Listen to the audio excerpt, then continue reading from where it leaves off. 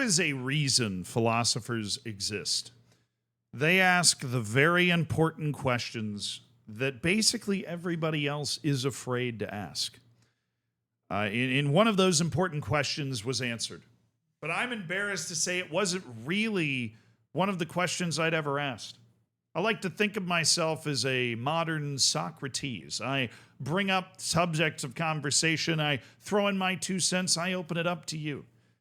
Yeah, I'm hoping not to drink hemlock at the end of Zealandism, but, you know, for the content, I guess. But seriously, this is the sort of video that makes you feel good because you get to laugh at somebody, but I'm kind of surprised I'd never thought about this scenario unfolding between fans before, right? Because it's entirely impractical. I mean, there's a lot of foolishness going on in this situation, and it happened in a match in Scotland.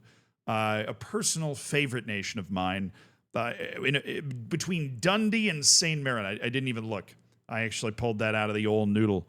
Wow, okay, fine. That Moist Critical says noodle. You got me. I finally am turning into the Moist Critical of football, of soccer. You know, we grew up right next to each other. We played against each other in middle school basketball. That's a confirmed fact. So that's just your weird lore for the day. If you don't know who I'm talking about, then this is going to make no sense to you. Match between Dundee and St. Mirren. And the St. Mirren fans are upset. And you see this sort of stuff all the time. All right, like, you know, my favorite clip from the bootlegger. Oh, my spidey senses tell me this is going to get fucking tasty. You know, like, and they're all holding each other back. Right? It's like a bunch of guys that are kind of wrestling to try and get forward, and you've got the away-ins right over there, and you're like, come on, get it. You're like, you know, not Vikings. You're like pirates on 2 ships passing each other, frothing at the mouth, grog coming out of your ears. I'm going to get you. You know, meat pies everywhere. Right? And it's a very common scene. You know, it's this, it happens on the field as well. You know, a player will get fouled and they'll get up and their teammate will hold them back, you know. What happens when that person doesn't hold you back? What happens when there's just no obstacle to anything? And that is the question I never asked. Because let's watch the beginning of this video, shall we? And you see here, we've got the fans on the far side of the field. These are the ones that we're watching. They are a significant distance. Sorry, it's late. Jet lag. Been awake for nearly 24 hours. There's a significant distance here. Now, also that distance is impeded by the knitting grandma here, which, dude, if you're a steward, knit away. I mean, that's basically, because if shit really hits the fan, the police have got it. You're kind of just there to be a visual. You're a traffic cone. You're a human traffic cone. You're not reasonably expected or paid enough to deal with anything more than a traffic cone would have to deal with. Just knit and watch the stands. Peek over your shoulder if you hear the noise level rising. Like, that's fine. Right? But this is the only obstacle between you and the stand full of fans that you're actually upset with. And we will see the St. Mirren fans, there's a little opening here, and they've run down to try and burst through, right? And I'm using quotations because I feel like you can probably tell where we're headed on this one. But at first, they're just like running up against the guard, right? This guy's being held back. And what I love about this video is that this guy is not trying particularly hard to get away from this security guard. This is all posturing. It's all for show. It's like a peacock sticking its ass feathers straight up in the air and giving him a shimmy and going, you know, like it's just a, hey, look at me, you cunt. You know, like that's just what's happening here. It is a wonderful, you know, it's a dance, right? It's a dance between the two fan groups. Then this guy, it is so obvious in this video how little this guy is actually attempting to get away from the security guard. And then I'm getting pushed back. Oh, you know, what would have happened if I got set loose? And that's the question that I never asked myself. And I'm very frustrated because, like, in these situations, there's freaking nothing practical going on here at all. And then one of these guys is going to make a massive mistake. He's going to do the thing that you never do. He actually attempts to evade the security, which, again, Not that hard to do. It is not that hard to do. You hit one juke stick, or in this guy's case, you're just willing to jump over a very low cement wall and not run down into the opening, and you're there. He's gone.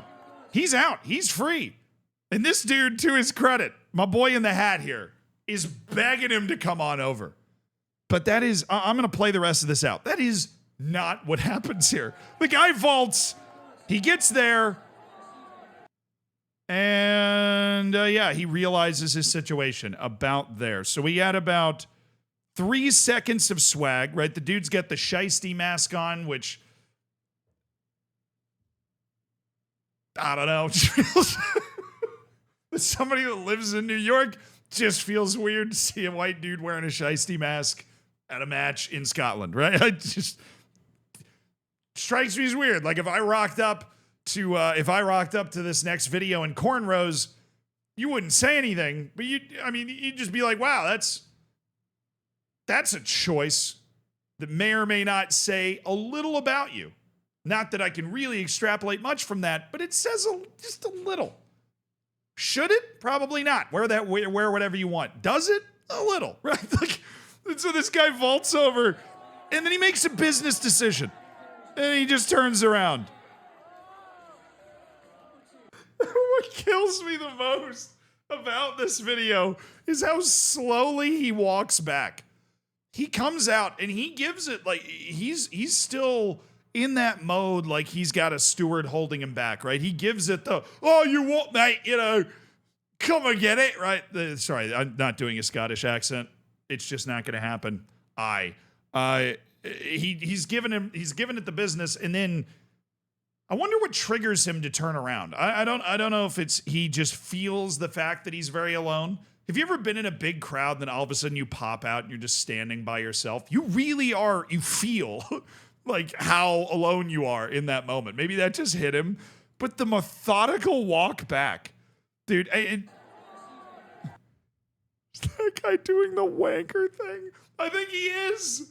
I didn't notice that the first time. This dude's doing the wanker thing, I think. Either way, he's asking for him to come over. This guy just walks back. Excuse me, Mr. Security Man. Wait!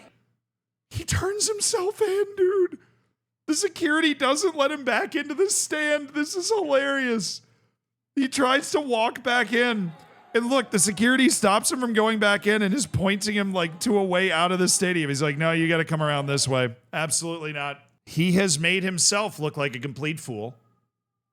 And he has also managed to play himself out of being able to watch the rest of the match, I would assume, unless the steward's providing him with another way to get back over there, which wouldn't make a lot of sense because he just came from there and has clearly shown the ability to, get back up, whatever. And he should be kicked off, by the way.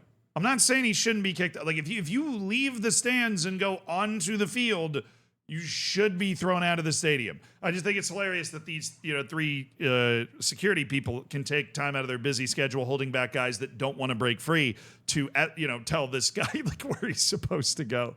But it's a tough look. This is a tough look.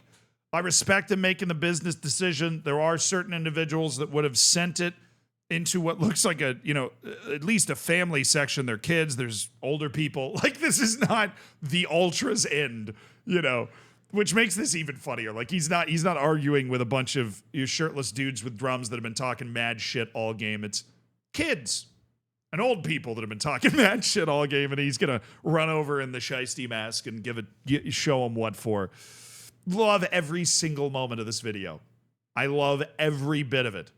And I respect the business decision. At the end of the day, this is just like when you peel back the curtain. You see the cover of Sports Illustrated, but you don't see you don't see how the sausage is made. You don't see all of the rambling things that don't make it into these videos. And if you did, it'd look a lot like this guy walking slowly back to the stands. Unfortunately, I hate to burst your bubble there.